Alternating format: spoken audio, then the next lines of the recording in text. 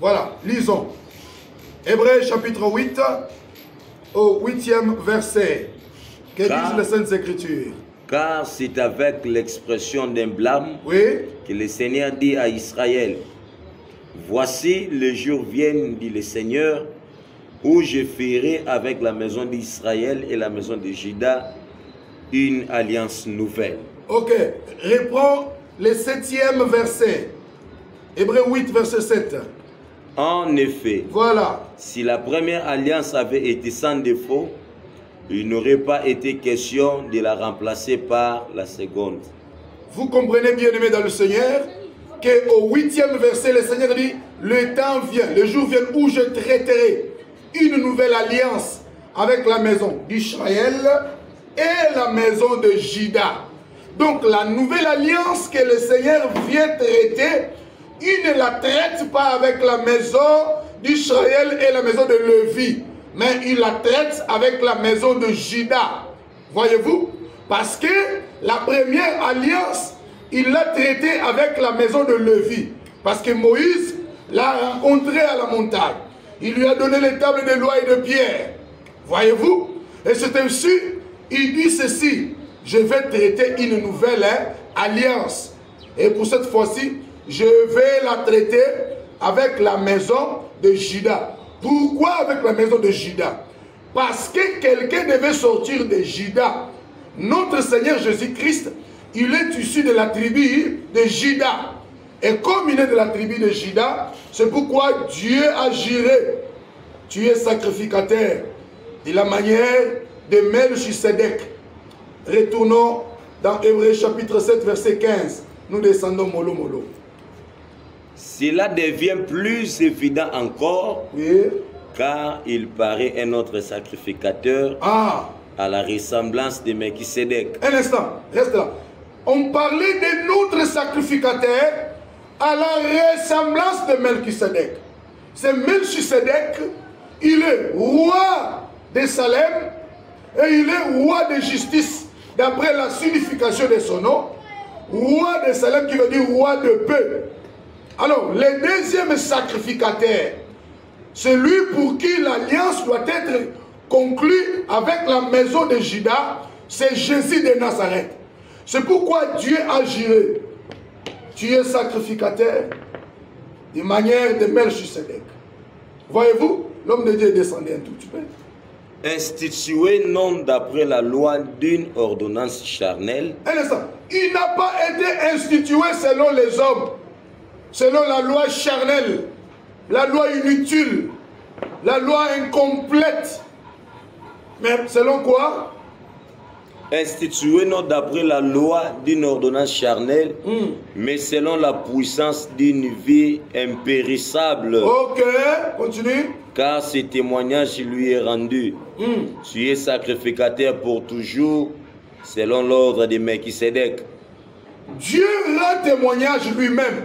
Il dit, tu es sacrificateur, selon l'ordre de Melchisedec. Pourquoi il veut que celui qui amène un autre sacerdoce soit dans l'ordre de Melchisedec? Parce que Melchisedec lui-même, il est le roi. Voyez-vous? Donc, celui qui vient, il a une double fonction. Il est sacrificateur et il est aussi roi. C'est pourquoi on traite l'alliance avec la tribu de Juda. Parce que dans la bénédiction de Genèse chapitre 49, il est écrit, Juda est un jeune lion. Les bâtons souverains ne quittera pas tes pieds jusqu'à ce que les Shiloh viennent. Or, les Shiloh, c'était le Christ. C'est le sacrificateur dans l'ordre de Melchisedec. C'est le Christ qui doit faire les remises et reprises avec le roi de la tribu de Juda. Parce que Christ devait être sacrificateur et en même temps roi. C'est pourquoi il dit dans Apocalypse, il a fait de nous séculaires. Donc, il a fait de nous un royaume et des sacrificateurs. L'homme de Dieu descendait un peu.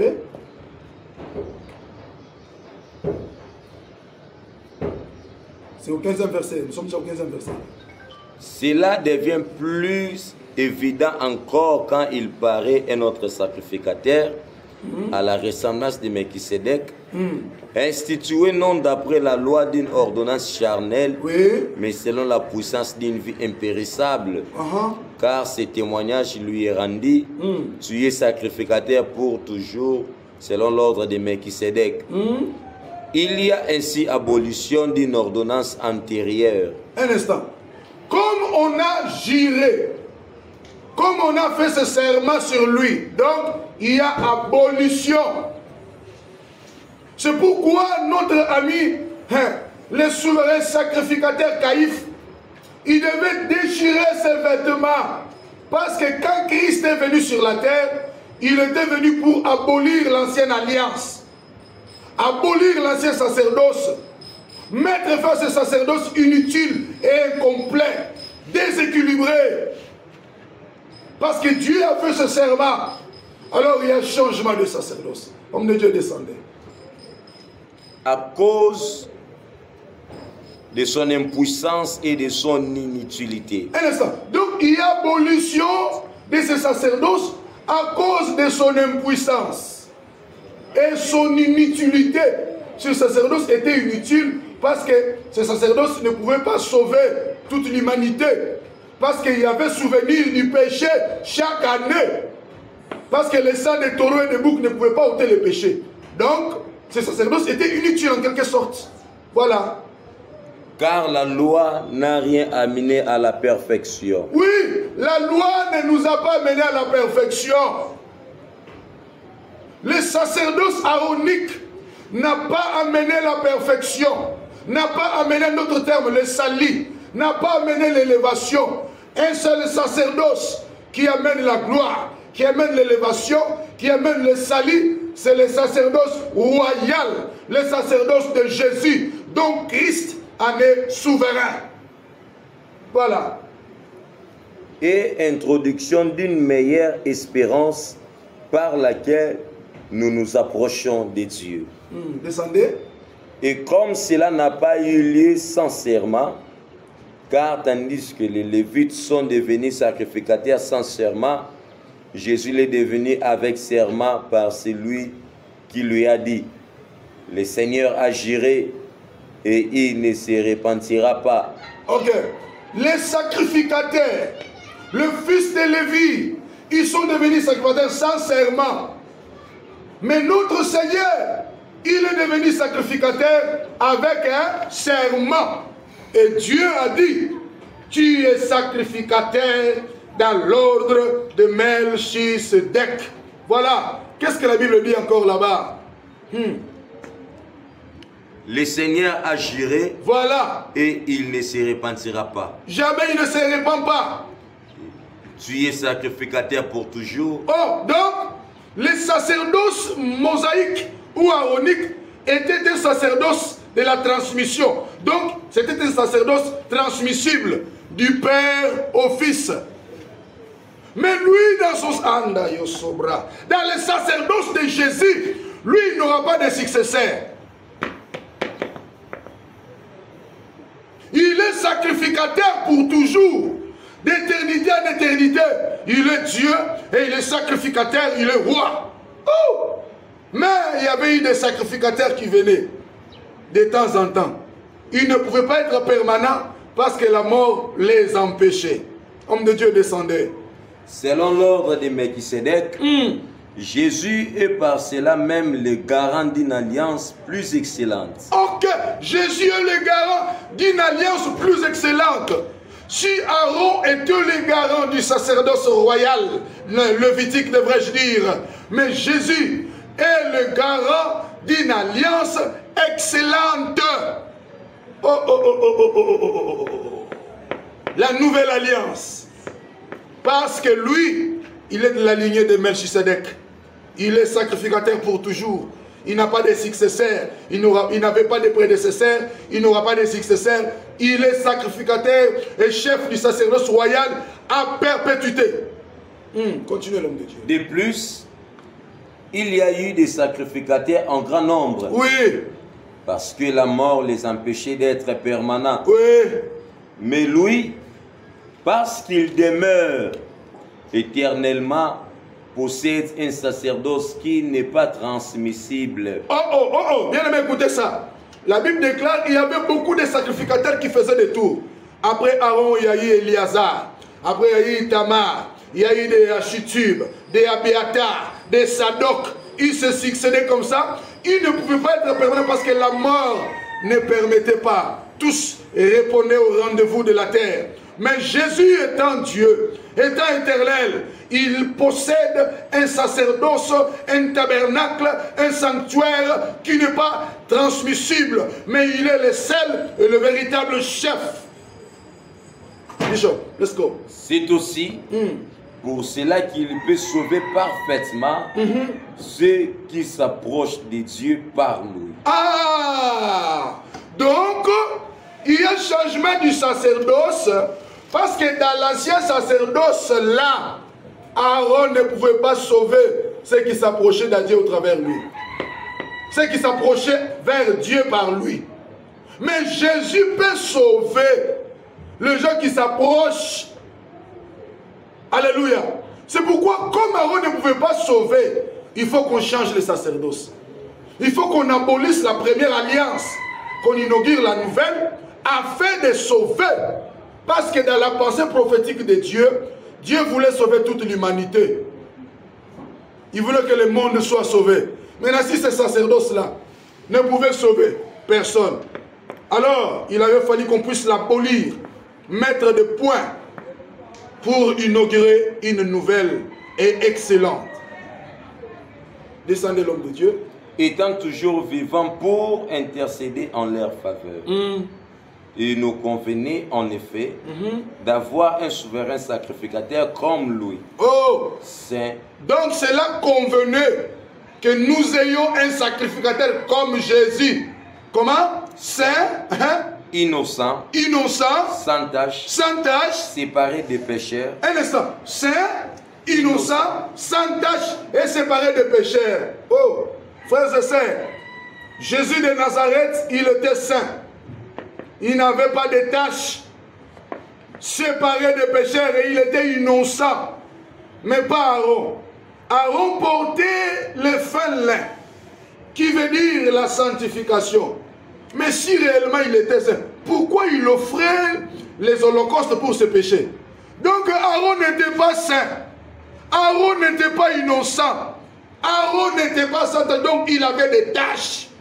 Alors, voilà celui qui nous convenait. Jésus qui était saint, innocent, sans tache, séparé des pécheurs. L'homme de Dieu descendait. Et plus élevé que les cieux. Maman, il était élevé plus que le ciel.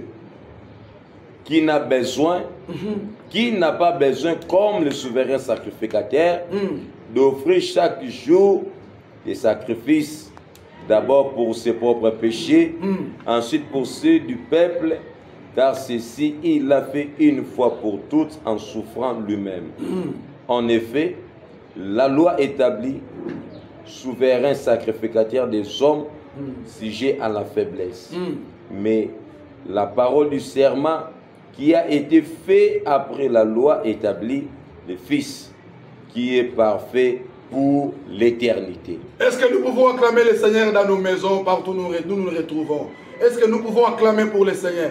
Mes frères, voyez-vous, la raison pour laquelle le sacerdoce devait changer, parce qu'on devait avoir un sacrificateur pour qui Dieu a juré. On devait avoir un sacrificateur saint, innocent, séparé des pécheurs, sans tache. On devait avoir un sacrificateur qui pouvait nous sauver. Voilà Jésus-Christ. Il est venu, il s'est donné pour nos péchés et il nous a sauvés. Alors, Hébreux, chapitre 7, verset 12 dit, les sacerdoces étant changés, la loi doit changer. Maintenant, quelle est la loi dont on parlait ici? Alléluia. Dans les sacerdoces aaroniques, il y avait la loi mosaïque. Mais dans les sacerdoces de Jésus, nous avons la loi royale. C'est cette loi que Jacques, verset 8, verset 2 déclare. Il dit, si vous accomplissez la loi royale, qui est l'amour, La loi mosaïque, il y avait les 10 commandements.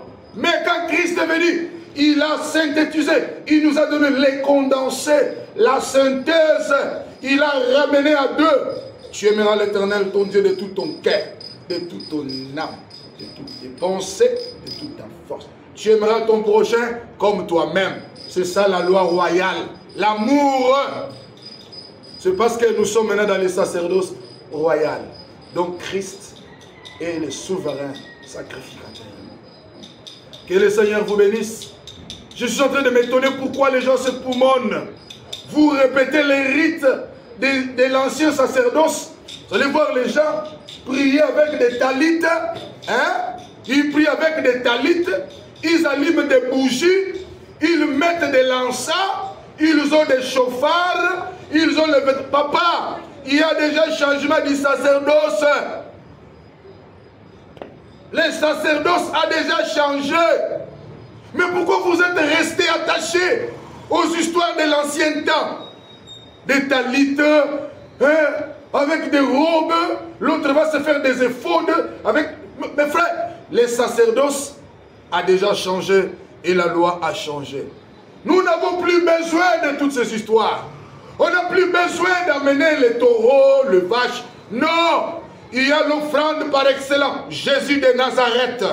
L'agneau sans défaut. C'est Jésus. Que personne ne te trompe.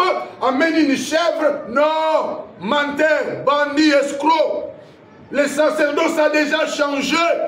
Nous ne sommes plus dans la loi pour nous dire tu dois prier regardant le soleil. Papa, même si je regarde la mer, Dieu m'entend. Le problème est que tu sois dans la parole. Crée seulement Dieu. Vis dans la sainteté, dans la pureté, dans la sanctification. Même si tu pries en regardant votre douche, tu es dans les toilettes, Dieu t'écoute. Tu es dans la chambre, Dieu t'écoute. Tu te laves, Dieu t'écoute. Nous sommes dans un autre sacerdoce, et le sacerdoce de la grâce. Ce n'est pas le sacerdoce des histoires compliquées, où on va compliquer les gens. Papa, que personne ne vienne défendre certaines histoires qui n'ont pas de place dans la doctrine chrétienne.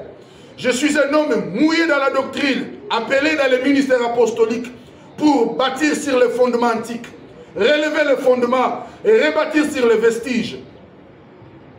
Nous ne pouvons pas maintenir le peuple de Dieu dans les rites de l'ancienne alliance, où il faut mettre des bougies, il faut... Papa, les sacerdoces étant changés, la loi doit aussi changer. Et nous ne sommes pas sauvés par la loi, ni par les œuvres, mais c'est par la grâce. Christ est venu, un sacerdoce, et est venu avec un sacerdoce le plus parfait. Et il est élevé plus que le ciel. Il est entré dans un sanctuaire qui n'est pas fait de mes d'hommes, mais le sanctuaire céleste. Alléluia. Que le Seigneur vous bénisse. Nous sommes arrivés pratiquement à la fin de